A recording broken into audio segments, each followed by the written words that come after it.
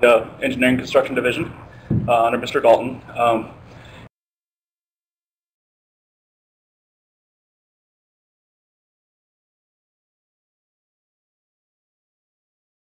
And basically, I've had a lot of geothermal issues come up with projects when it's economical to go do for a mill construction.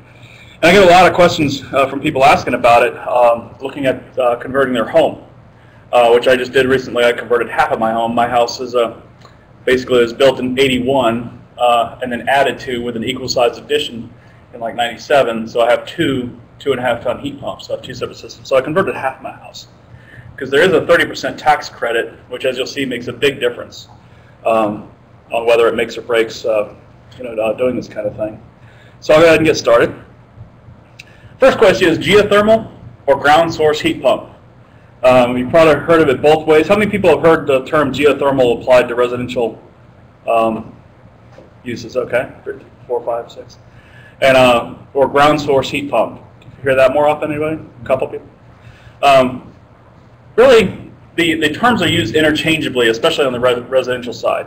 We're getting more along the lines of kind of sorting it out on the commercial side about just talking about this kind of thing as a ground source heat pump as opposed to an air source heat pump.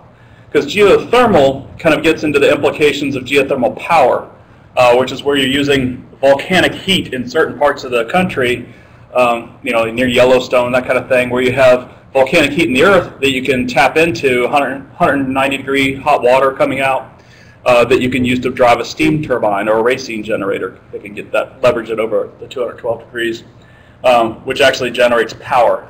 We're not talking about that kind of lava steam here. We're talking about ground source heat pumps. Of course, there's different configurations, vertical loops, basically wells, or horizontal loops, slinkies, as well as a pond loop. If you have a body of water nearby that you can have access to, you can basically put the slinkies underwater and radiate the heat that way. So really I'm going to look at converting this type of arrangement, which is a very typical arrangement in the area, where you have air ducts connected to an inside heat pump, half of the air handler being inside and then the other half being this thing outside. Most of you probably recognize that. Typically in this area they're supplemented with a natural gas furnace or something like that as well. So the concept, to make a comparison between what we're talking about changing between these two technologies, they're really very simple technologies. They've been around for a long time. So we'll talk about basically, very simple terms, how the heat pump works, why we call it a heat pump. Basically, this guy, Joseph Gay-Lussac, he's one of the other physicists, a lot of physical laws that apply here, but this one really kind of drove it home, that the pressure of a gas held at constant volume is directly proportional to its temperature. Why do we care about that? Well, if you take a gas and you compress it and keep the volume the same, it'll heat up. If you release that pressure, it'll cool down because they're proportional. That's what he figured out. If you've ever used one of those air sprayers or whatever and like released the pressure on a can, sprayed it a while, it kind of cools down in your hand. I don't know if you ever noticed that. Or any aerosol can. So basically, we have a loop, copper tubing of gas. We compress it, and that causes it to heat up. So you take this hot gas, you put it through a coil, and you blow a fan across it, and through convection, you dissipate that heat into the air that you're blowing across with the fan. And in the inside of your house, that is connected to your ductwork, and that goes and heats your house, right? Then as that happens, it heats the air, conservation of energy, you're cooling down the gas. So the gas gets down to medium temperature, goes over, and then they release the pressure. When you release that pressure, then that law says it's going to cool down.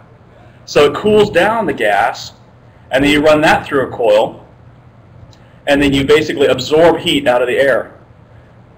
And then you set it back in the compressor and start it all over again. So that's basically the phases of operation. You increase the pressure, dissipate the heat energy, put out heat here, run it back to the other side, and absorb heat energy from this side. So that's why you call it a heat pump. You're pumping heat from here to there. So the advantage in doing that is that you can get like a 3-to-1 ratio of the amount of energy you're using because you're moving heat, you're not creating it. So you can use 1 unit of energy to drive this system and move 3 units of heat. And so, because otherwise if you have just a resistance heater, you know, the little space heater or something like that, all you're doing there is you're converting electricity into heat. So the best you can get is a 1-to-1 ratio. So this is typically what this looks like in your home. This is like the outside part. I kind of referred to that as the duct side earlier, but this is like typically the outside part. You have the fan and the coil. Usually they have the compressor hidden in here. And then you have the inside part, which is basically another fan and coil that blows takes it in from the ductwork and blows it through. And this is what the geothermal system is. Basically, you're taking that coil and you're just burying it underground with a little heat exchanger and pump instead of a fan. The other side is pretty much the same on the inside.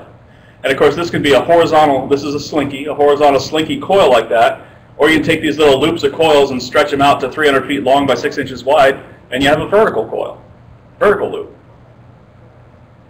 So basically, since you're pumping heat, the air source heat pump cools and heats the air inside your house by heating or cooling the air outside.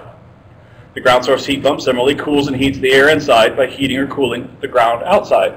Because bear in mind that cooling or cool is just basically the taking away of heat, the absence of heat. So how does this make a difference? This is why. Seasonally, the temperatures, the air temperature ranges quite a bit. In this area, anything down in the teens to up to 100 in the records, but up in the upper 80s on average. So the problem is that when you're in cooling mode, you're trying to take heat out of your house and dump it into the air. So the hotter the air is, that's kind of making it harder and harder for the coil to dump heat into that air because it's already hot. Same thing with the cooling cycle. And that's especially where it comes into criticals. We have this thing called freezing that happens. When you're trying to absorb heat out of the air and your coil gets down below 32 degrees because the air is like less than 40, then it starts getting frost on it, starts icing up. So there's just so little heat to absorb out of the air. These units often go back to an emergency or backup heat system, either natural gas. If you don't have that, then a resistance heat. And so when you flip into a resistance heat mode or backup heat mode in the dark of winter, you're going from a 1-to-3 ratio of moving heat to creating it with a 1-to-1 ratio. So your energy usage goes way up. And that was the problem I was experiencing. I was experiencing power bills, because I was all electric, no gas, that would go up to $650, $700 in the wintertime when I'd flip over to backup heat. Not to mention that my system was an old crappy one. But so this is the difference. Below ground, the gradient of temperatures doesn't vary that much. If you took all the temperatures, hot and cold, high and low, throughout the year and averaged them into one number for the area, you basically hit that number at about 18, 20 feet. So for this area, we're at about 57, 56 degrees. If you dug down right below the building, 18, 20 feet, it'd be about 56, 57 degrees all year round. So, and the horizontal loops that are about 4, 6, or 8 foot deep, they only get like a 10 degree heat, temperature swing instead of that 30 degree plus or minus swing that we saw in the air source heat pump, and not even close to freezing. So by sticking your loop underground, you're keeping that delta T in a tight range where basically you can dump heat easier into it or extract the heat more easily out of it. So that's the big advantage to ground source heat pumps. So this is my house. This is the original half that had a newer system replaced more recently, and this is the ancient system that was driving me nuts, blowing fuses a couple times a year, and I tried turning off the backup heat source, and then my thing frosted up. And this is the new system with that thing gone, which is nice because that thing used to be right off my deck. So now I don't have this noisy beast over here. I can enjoy my deck in peace and quiet. So basically, and this has a higher coefficient of performance in variable speed mode. This is just showing 2 speeds. It goes from 3.5 up to 5.3. So it can get actually move actually 5 units of heat for every 1 unit of energy in. So I looked at, when my unit was crapping out, I looked at basically what are my options. My house was built in '81, but later on they built some cul-de-sacs and they brought natural gas into the area. So I considered, do I just want to get an off-the-shelf, plain vanilla air source heat pump again, like I had, but I didn't want to pay those huge electric bills anymore. So I thought, well, and then a gas furnace to back it up. I could maybe get gas service to my house. So I started looking into that and decided that that was not cost-effective, and I'll go into that math on that a little later. So I didn't bother getting that quoted. Then I looked at a high-efficiency inverter air source heat pump. They use basically a technology that allows that efficiency, that drop-off in efficiency under 40 degrees. They use some techniques to get that down to like 15 degrees. So that allows you to have the higher efficiency into the colder season. So that was a serious contender. That's probably what I would do if the geothermal didn't work out. Then I looked at some some ground source heat pumps. Most of these things are dual speed compressors compared to the old system that was just 100% on or 100% off.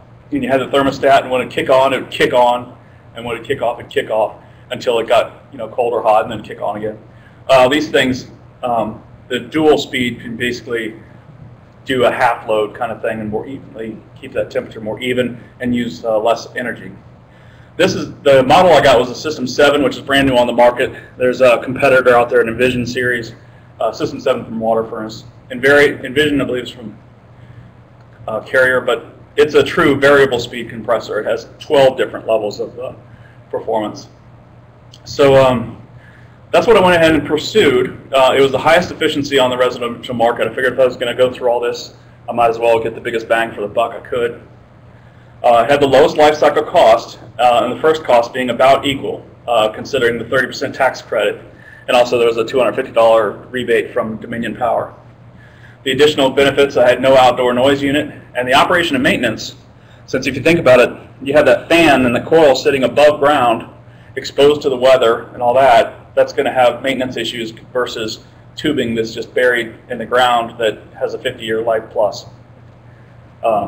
Inside you have a pump that's a very simple unit to replace as well. It's higher efficiency, and if it's a closed-loop system, you don't have that debris issue and all that kind of thing that you have with the airs clogging up your coils. I ended up on my past system replacing the fan twice on that outside unit. When you said first cost is equal to what? The conventional? Yes.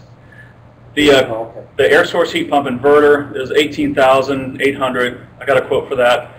That was a 2.5, and I said about equal, 2.5 ton. Now the System 7 didn't come in a 2.5. They had 1.5, 2, and then they skipped a 3. So I rounded up to a 3-ton system. On a per ton basis, the geothermal equipment was actually cheaper, but in reality is a little bit more. I got some additional options that didn't really apply in this case, so I backed those out down here. But the cost of the drilling and loop is the big kicker. That's the difference between the ground source and the air source. The air source, they come in with that coil and they plop it outside your house and they hook it up and they're done. This thing, it's a lot more involved. They have to drill a big hole or dig a big trench and put piping in it. They have to size it specifically for your location. So it's a little more complex. That cost me $9,500 for 2 300-foot deep wells, which is actually a little overkill for a 3-ton unit, but I'll get into that later. So the total cost was $31,000.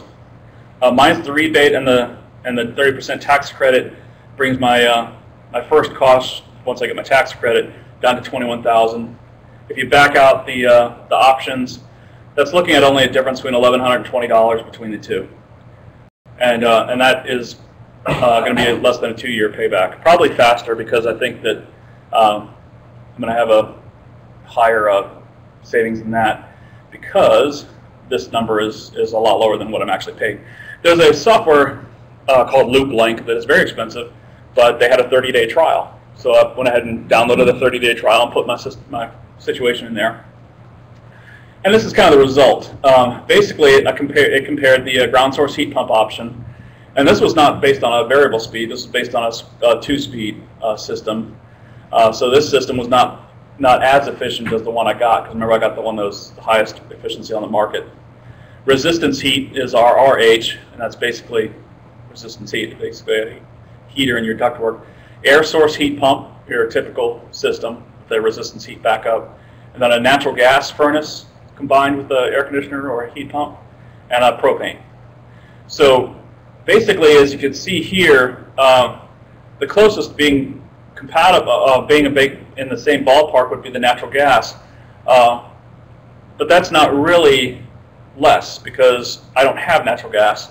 If I got natural gas, I'd have all those yearly, those monthly fees that they add on in addition to the cost of the gas. So this is only looking at the cost of the actual gas per therm. But since I would have to get service and incur all those costs, then that would add to that. Plus, right now we have historically low prices of natural gas. Laws of supply and demand kind of tell us that when they shut down all these coal plants and convert over to natural gas, which is what most of them are doing, that demand goes up, supply stays the same, price is going to go up. So, and propane, there was no sense looking in that. For those that track the global warming stuff, I'm saving about 3 tons of carbon emissions, carbon dioxide emissions. That's looking at my area, at the electricity that's generated, how it's generated. We have a lot of coal burning in the famous one down in Alexandria, coal-fired plant. So, the cons of going ground source, what was I up against? Just simply replacing my air source heat pump with another air source heat pump, I wouldn't have to worry about any permits and stuff. I certainly wouldn't have to worry about the health department, because you have to kind of wonder, well, why are they involved? Well, they get involved because wells are their domain, because they're a health issue. Even if you're going to fill it back in, fully grout it, as they call it, the health department is concerned if you dig basically a deep hole all the way down to the aquifer, is that if you keep that pathway open, that you can have yard chemicals, whatever you're doing, drain into that hole and go all the way down to the aquifer and contaminate it. So they're very strict about that, so you have to get a health department permit. And I didn't end up needing to get any other permits because I was under the thresholds for that, for building permits and all that kind of thing didn't apply.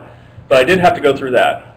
They had to come out twice, once to look at the area where you want to put the loops, and then to observe the grouting process. So another thing is, if you're just replacing your air source heat pump, you typically just have a mechanical contractor work with. He's going to take out the old system, put in the new system, one guy. If you do the geothermal route, I ended up having to work with the drilling contractor, mechanical contractor, a separate loop contractor that was a subcontractor to the drilling contractor, which may or may not be the case depending on the contractors, the health department inspector, and and if you choose a landscaping contractor for restoration. I chose not to. I'm going to just spend my spring cleaning up my yard. So the health department, they had a triple-digit $500 basically in permits. Ended up charging me for that stuff. And another risk to this is if I'm going based on this 30% tax credit, if they decide with the sequester, hey, we can save a lot of money if we just don't give this tax credit. So even though right now it doesn't expire until 2016, before 2009 they had the 30% tax credit, but they capped it at $2,000. So it's not even near 30%. And we're talking about $11,000 versus $2,000. So that could be a risk if they change that policy. So I'm hoping to get my taxes in as soon as possible, January 1st, 2014. So my recommendations would be to start early in the process, because working through the layout, getting the health department to agree with it, and getting that permit. You can have your drilling contractor do that if you bring them on early enough. They'll charge you a fee for managing that. But first, determine the loop type you're looking at. I have a 700-foot driveway, and so I could have done a horizontal loop, except that I have an easement across it, a utility easement, going down it actually. So that prevented me from going that route. And plus, I couldn't get the contractor to give me an updated quote. Oops. Sorry, wrong button. Identify possible and permissible layout options.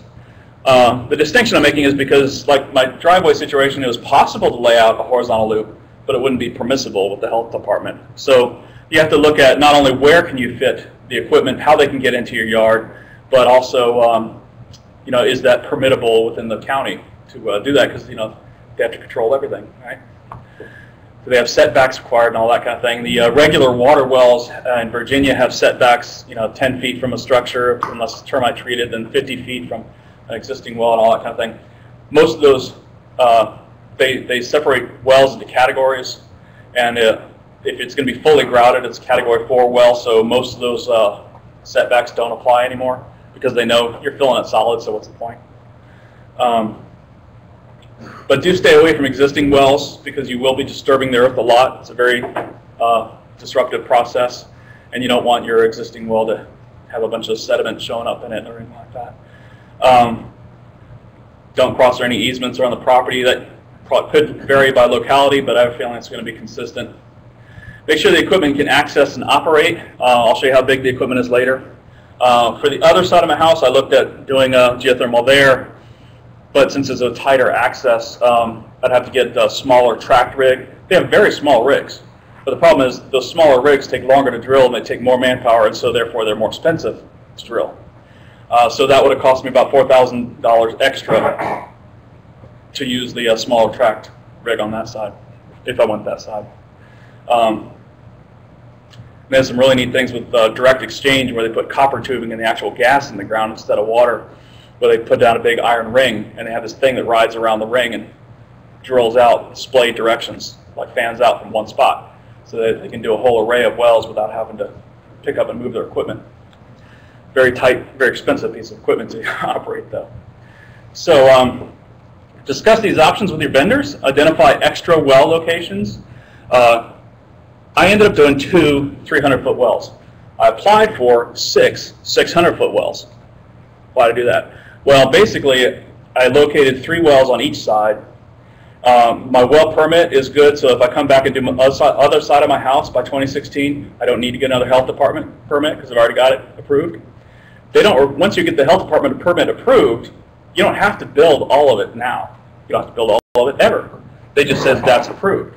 So if you're drilling and they run into something, underground spring or something that, if you're trying to grout and it's washing away your grout, then, you might have to find a new location. You don't want to have to go back to the health department and have them approve another location. So having a couple up your sleeve is a good thing to do. So just overkill on the permit because there's no difference in cost on the permit. So just have some backup plans in mind for the drilling operation. You'll have to stake the layout, but literally stakes in the ground, so the health department come out and say, yeah, that's good, take some measurements. And they'll redraw whatever sketch you give them. I don't know why. And change some of the dimension lines inexplicably. But do apply for that health department early. It can take some time, a couple months. They did mine in like 4 weeks or something like that, but they say they have like, I forget, 60 or 80, I forget how long time. So that's just another person to coordinate with. So the phases of work. Basically, the driller will come in and do the drilling and grouting. That's there. You'll see 3 tubes coming up out of the ground, the 2 tubes for the loop, and then 1 tube is a tube they put down there, and they start pumping in the grout, and they pull it out as they pump, as they fill it up. Now, either at the same time this is going on, you can have your mechanical guy doing this, replacing your inside equipment with the new system. But you probably only want to do that if you're in the heating season, or if you're in a very mild season where you don't need either air conditioning or heating. Reason being is this has a backup emergency resistance coil in it also, just like the other heat pumps. So you can get heat out of it without having that loop completed. If you're in cooling season and you replace this without this being done, then you're not going to be able to cool your house, and it could get very uncomfortable because this can take a number of days to complete, or weeks even. Because after you have this guy drill all this, once he drills it, he's got to have the health department come back a few days later and do the grouting process. When they're done, then they have the loop guy come in and run the horizontal loops into the house and connect it here. This is what they call the flow center. That's got a little pump and a little water to gas heat exchanger, water heat exchanger in it. So then this guy is going to flush and fill this thing. That little cart machine basically fills the loop with water, adds 20% antifreeze, and burps all the air out of the loop. Then when he's done, the mechanical guy comes back and he configures the system and calibrates it, and you get a nice new pretty thermostat on the wall. So basically, you have your mechanical crew, your loop crew, and your drilling crew. Unless you do horizontal, where you might end up with just a one loop crew. And of course, either of these can be subs of another. Like the mechanical contractor offered to manage the other contractors for me, but of course for an added cost.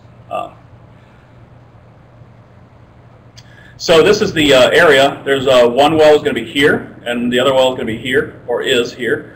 I had this little parking area off to the next to my house. Those, as you can see, was just gravel. And I had Miss Utility come out, or actually the contractor had Miss Utility come out, and they marked the underground electric line.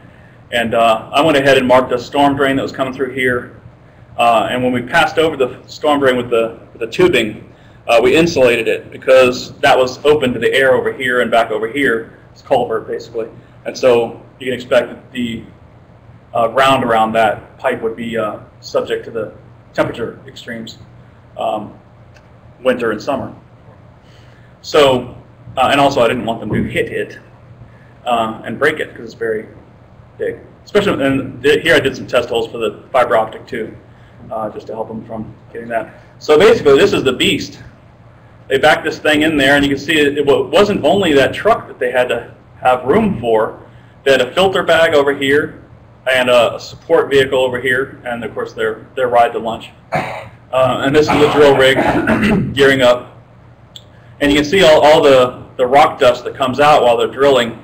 So basically it filled up this whole area. And the way this works is, they get the collar, and at some point when they hit water or when they start pumping water down to flush out the millings, they then run that water through a big felt bag called a filter bag, and that captures all that rock dust and debris and lets the water just go on down through the silt fence and go down the drain without clogging up the storm drain with rock dust.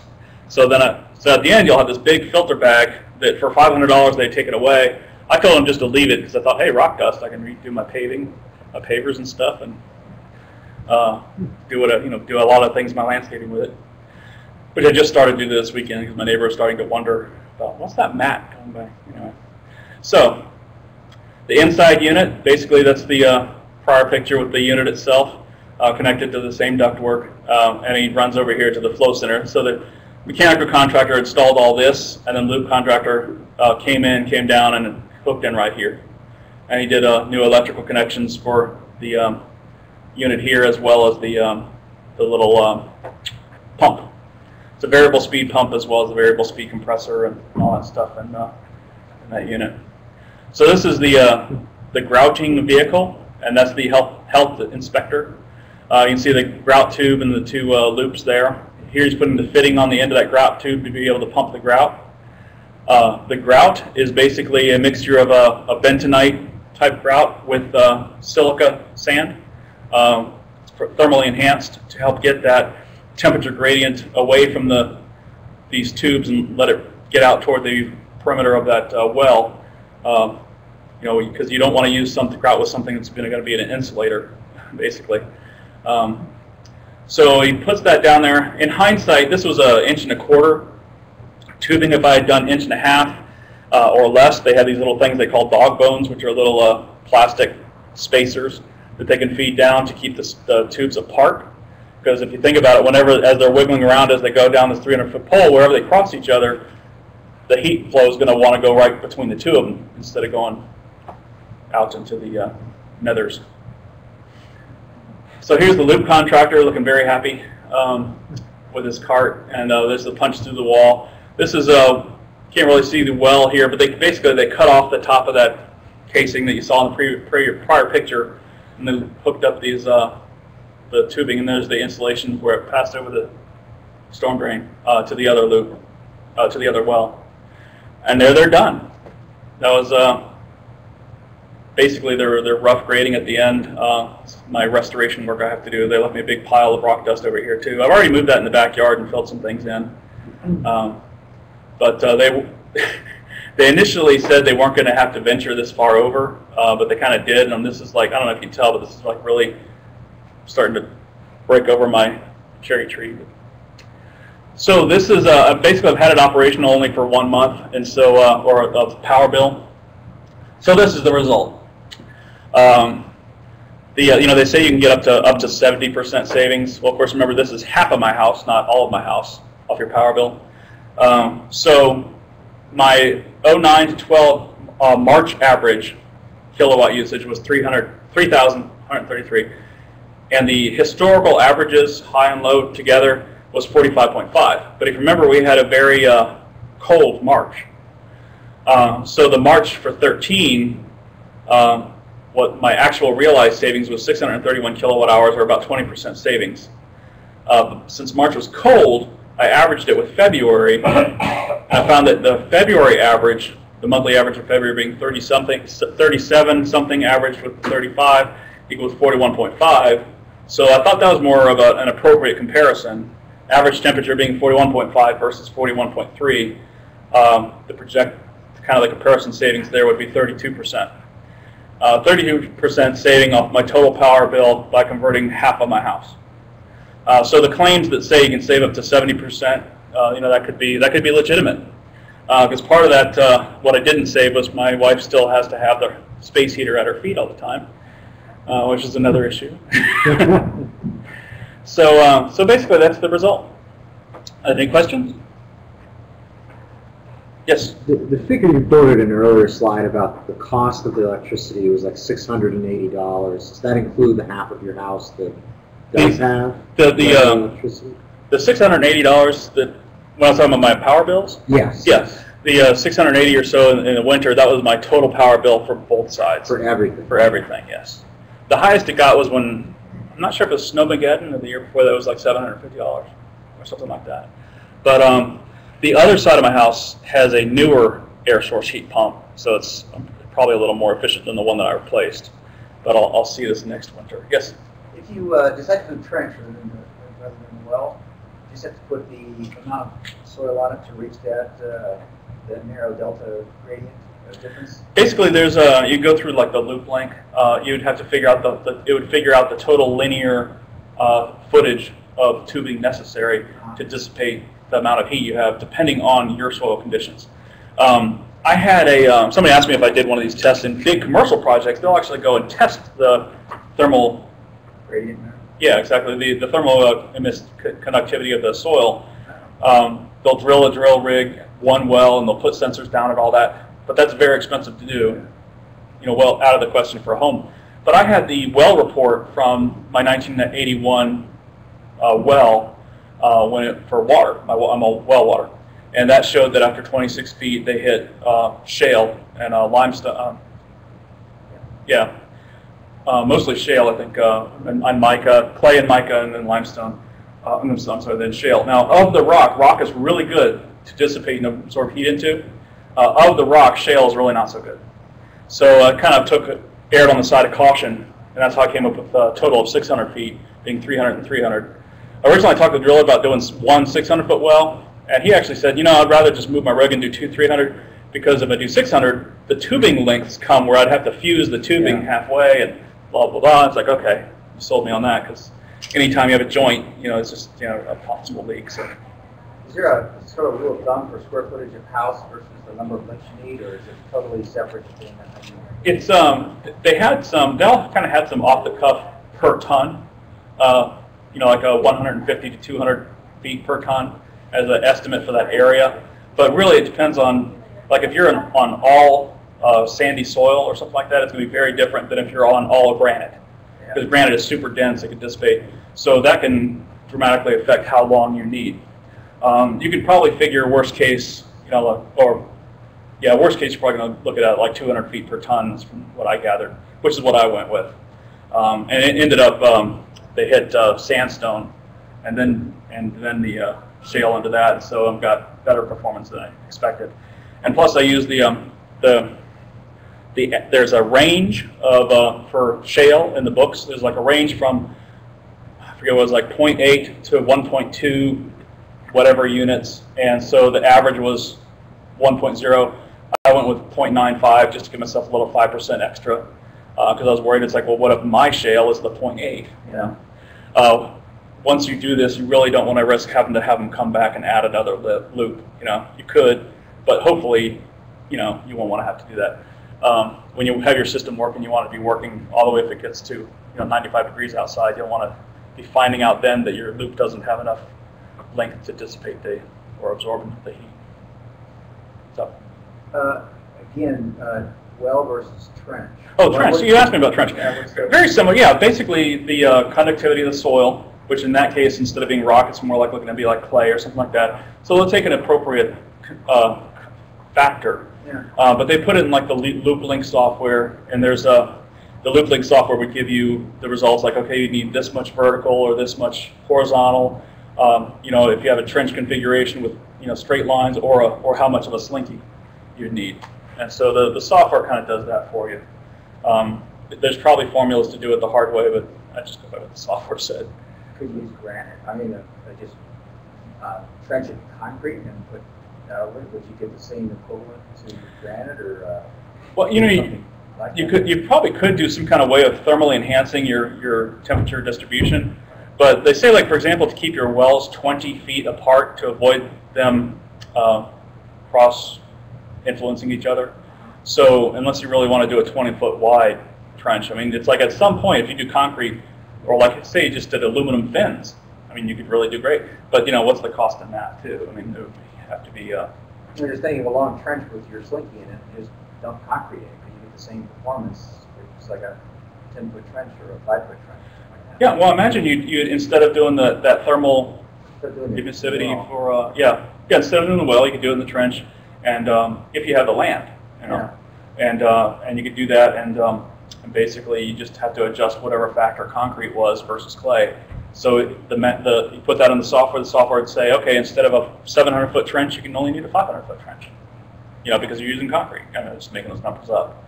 But the thermodynamics of that once you hit the end of the concrete, which you would at some point when you're trying to get that heat out, there is a philosophy called Eichenwasser. What's it in Germany? Eichenwasser?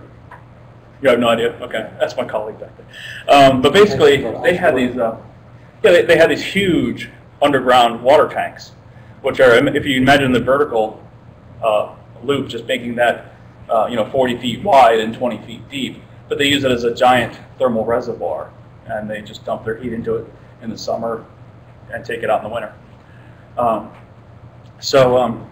But anyway, but there's any number. Basically, all you're really trying to do is figuring out how to dissipate heat. And so anything you do to make that better, more efficient, without adding to your cost, then there you go.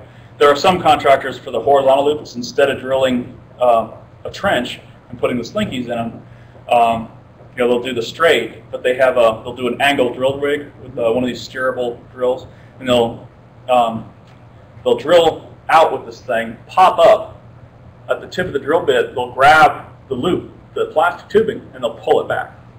So they have out and then in, and they're done. For a few of those. I couldn't find a contractor in this area that did that. Usually directional boring in this area is more expensive, but depending on your situation, especially if you had a lot of hardscape or whatever that you didn't want to tear up everything, tree roots, if you're in a wooded area, then you might be able to do that route. But I found, since I couldn't go down my driveway with the easement issue, and I couldn't get a contractor willing to do that underground thing, I thought I probably could get that past the county, but I didn't get that far because I just couldn't find a contractor to do that. Because normally, horizontal is cheaper than drilling through rock. How far away from your water well did you have to be? I think they said like 50 feet, something like that. And depth, distance? The depth didn't seem to matter. Yes? Consider maybe solar versus geothermal? I actually considered having them have a couple stub-ups from the loop so that I could do a solar thermal augmentation. I did consider that, but that's just more cost. They do have now they do have the heat pumps that have the solar augmentation as well, but then you're getting the benefit during the winter, and that can help offset the that when the air temperature gets below that 40 degrees. That wouldn't help you in the cooling season, but also then that's just you have to pay for the panels. You can pay for panels and have them outside and exposed and whatever the maintenance is on those versus paying for loop. Whichever one's cheaper, I guess you can figure out the math. well as no maintenance of geothermal? No, I mean, really, you have that little pump that I showed on the inside, very accessible, easy to replace. But the plastic tubing, it's good for over 50 years. It's basically it's a high density polyethylene, and it's basically PEX is another option. Either one. I think the better thermal performance is the high pressure, some HP, whatever it is. It's written on the side of the tubing, but the geothermal contractor can tell you about that stuff. But a lot of people use PEX also, especially for the Lindsay. I could. Open versus closed loop, yeah. Getting to the maintenance, that's something that would shorten the life cycle of your pump is if you have an open loop system. But then you get better thermal performance. Open loop basically is where instead of having the loop, a continuous loop of plastic, you basically have one well, say over here, and you draw the water out of it, and then you run through your system, and you take it over here to another well, and you dump it. So that basically your loop is not continuous. It's taking water out of the ground here and putting it back down into the aquifer down here, and then of course, it flows around and mixes with all the other water in the aquifer, and so you'll have a lot better thermal performance with an open loop system. A couple problems with that is instead of using your purified groundwater, your purified water in the closed loop with your no risk of contaminants and all that, you're getting whatever's coming out of the ground. Now my well water can be very nasty sometimes, very acidic, and has calcium and stuff in it and things that wear on your pump. Also, your health department can have an issue. I ran into one health department guy that was like, "Oh, we don't allow open loop systems because what if your pump leaks oil into the thing and you're putting it in chances of that are like this, but that's their job." So open loop systems, very good, but can have other issues. And basically, if you did an open loop like outside, you'd just have a cooling tower. What's the difference? All right. So anyway, yeah. Did you look at just going back with a conventional high efficiency heat pump? A conventional high efficiency as opposed to the inverter type? Yeah, because an inverter is a pretty steep price differential. I would think a 2.5 ton, you're probably looking at like maybe $5,000. Yeah, I think I looked at the basic price. Oh, I went way back. Like maybe a 14 or something like that, SEER unit. Yeah. I looked at I started to look at the standard, what I called standard, which would be a higher efficiency. I wasn't going to go, I was committed to at least getting Energy Star, because I assumed that would be at least economical to get the higher efficiency. But then I compared that with the gas furnace. I figured if I was going to do that, I might as well try to leverage that difference in the, but I didn't price it out, but I considered it. I looked at the standard stuff that was out there. I didn't get a quote, but I mean, this was the 18,000, but I had the impression that this would be like 12 or something like that, or. Well, because you're running a gas furnace, but I mean, if you had dropped the gas furnace and you had a heat pump, and if you just went back with a higher efficiency heat pump. Right. I don't know how old the unit was, but it was probably a pretty low. Yeah, so it was pretty low efficiency. Yeah. And if you went in with a 14 or even a 16 SEER. Yeah, something in between. Yeah, you might have gotten a. Could be. I mean, curious to see what the payback is. What the payback for doing the inverter versus the non-inverter. Right. Yeah, that's a good question. But now, if I did that, I wouldn't get the 30% tax credit back either. That's right. But it might still cost out. Yeah. That'd be an interesting exercise. Yes. Would any of this been considered if you already had gas on your premises? Would they just on gas? No, I think that if you go over here, so basically the $35 a difference, I probably still would have gone the geothermal because I don't believe that the cheap prices of gas are going to stay this cheap. So I probably still would have done geothermal. And maybe that's me. They could. Yeah, I mean, I was at a conference not too long ago where there were people that I thought they were really going to come to blows over whether or not natural gas was going to stay cheap for a long period of time or whether it was just going to spike right back up. Because it wasn't that long ago that it was like historical highs, now it's historical lows. If they banned fracking overnight, boom, there you go. So anything can affect that commodity. And like I say, as they start using more natural gas and all that kind of thing, energy, has always exceeded the inflation rate of the general economy. So, in the past long time. So the 861.94 figure, technically, if you got your whole house as GSHP, that would be lower, right? Yes. Well, no, this was just comparing the half of the house. This is just half of the house. Oh, okay. Because I just ignored, when I did the software, I ignored the other half of my house existence.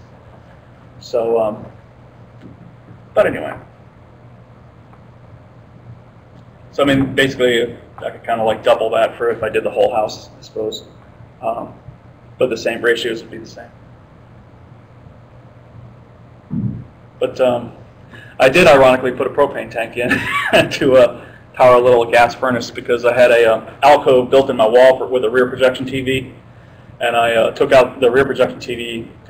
My dad gave me an LCD TV hand-me-down because he had to have the latest. So I got rid of the rear projection TV, and then I had this big alcove in my living room. So I got off Craigslist. I found somebody selling a propane fireplace for $250. So I bought it. We're gonna have a little propane fireplace just for fun, not for heating.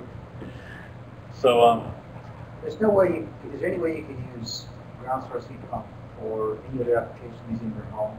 That's just for air cooling, right? So all the others you can use for heating water and yes, actually, things like that. So there is a standard option. Well, there's an option to use your system to heat your water. Now, in my case, my water heater was not it was in the garage, and the mechanical unit was in the basement. Plus, I already upgraded it to a heat pump hot water heater. Did that in 2010. But yes, that's if I do when I do the other side of the house, when where my water heater is right next to the basically, because the advantage of that is in the summertime when you're dumping heat, you just heat your hot water with it. It's waste heat, and so it's like free heat for your hot water. Now, and then in the wintertime, you're granted putting more load on your system by heating your water with it, but you're getting that 5-to-1 ratio instead of a 1-to-1 ratio as compared to your resistance heat hot water. So yes, heating the hot water with your geothermal system is a very good idea. I haven't heard of any cooking with them. You can cook with gas, but you can't cook with geothermal. That I know. It takes a while. Yeah. As far as other applications, I can't think of it. But yeah, they do the hot water. Okay. Okay. Can you make this available? We did start the recording, right? Yeah, it's been recorded. Oh, it's been recorded. Okay, so it'll be on the. If you look at that last email announcement that I sent out a couple hours ago, at the bottom. Okay, yeah, at the bottom I put an update, and I put the web address where you can access the recording, and I can probably upload. I can probably upload a PowerPoint as well on that site.